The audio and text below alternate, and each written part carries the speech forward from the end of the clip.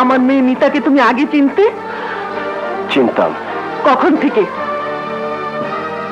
যখন আপনার মেয়ে স্মৃতিশক্তি হারিয়ে ফেলেছিল তখন থেকে। এই সন্তানের মাকে? আমার স্ত্রী। তোমার স্ত্রীর নাম? ময়ূরী। কে এই ময়ূরী? তার পরিচয় কি? ময়ূরীর অন্য নাম মিতা। মিতা? জি, আপনার মেয়ে মিতা আমার স্ত্রী। মিথ্যে কথা। বিশ্বাস করুন মা, এই শিশু মিতার সন্তান। তুমি মিথ্যে বলছো? না মা, না, এ মিথ্যে নয়। আমি আমার সন্তানের মাথায় হাত রেখে বলছি, মিতা আমার স্ত্রী। খবরদার, এসব তোমার চালাকি। তুমি মিতা সম্পর্কে সবকিছু জেনে এখানে এসেছো। কারণ আমরা যদি তোমার কথা বিশ্বাস করি, তাহলে আমাদের এই বিশাল সম্পত্তির মালিক একদিন তুমিই হবে। না মা, না, এই সম্পত্তির উপর আমার কোনো লোভ নেই। আমি শুধু আমার সন্তানকে তার মায়ের কোলে তুলে দিতে চাই। মা ছাড়া এতটুকু শিশু বাঁচতে পারে না। মা, আপনিও একজন মা, আপনারও সন্তান আছে, তাই এই সন্তানের প্রতি আপনি অবিচার করবেন না। আর মিতা আমার স্ত্রী।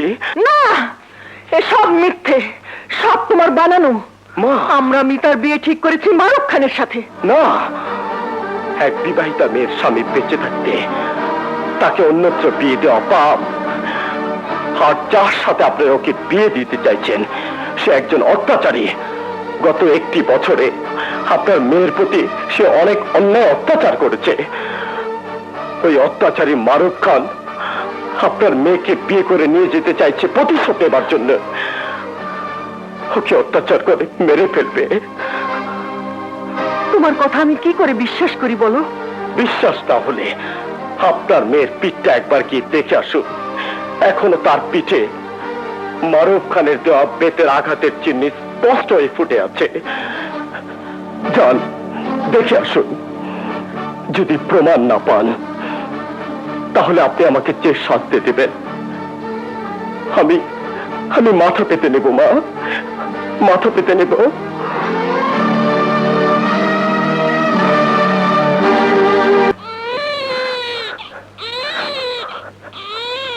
কাঁদছিস? কাঁদ, তোর ভাগ্যে কান্না ছাড়া আর কি বাঁচে?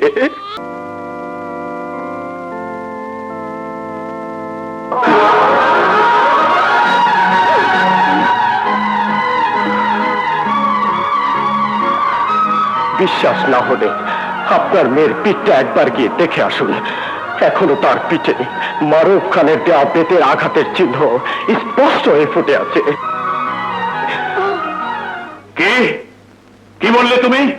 আমি ঠিকই বলছি, মারুফ খানের সাথে মিতার বিয়ে দিও না। কারণ কারণ আমি প্রমাণ পেয়েছি মিতা রাজুর বিবাহিতা স্ত্রী। ও স্মৃতি হারাবার পর রাজুর সাথে ওর বিয়ে হয়েছে, আর রাজুর কোলের ওই শিশুটি মিতার সন্তান। না, আমি বিশ্বাস করি না। কারণ রাজু একটা প্ল্যান করে বাড়িতে ঢুকেছে। ওকে ওকে আমি গুলি করে মারবো। গুলি করে মারতে পারো, কিন্তু মারুফ খানের সাথে মিতার বিয়ে আমি হতে দেব না। কারণ রাজু আমাকে বলেছে মারুফ খান গত 1 বছরে আমার মেয়ের উপর অনেক অত্যাচার করেছে। মিথ্যে কথা। রাজু তার স্বার্থের জন্য তোমার কাছে সব মিথ্যে কথা বলেছে। না, এ মিথ্যে নয়। রাজু আমাকে বলেছিল মারুফ খানের দেয়া বেতের আঘাতের চিহ্ন এখনো মিতার গায়ে লেগে আছে।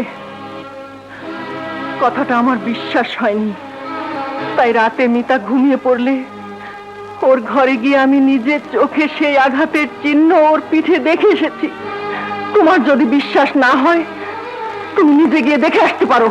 না, কোনো কিছুই আমি দেখতে চাই না, জানতে চাই না।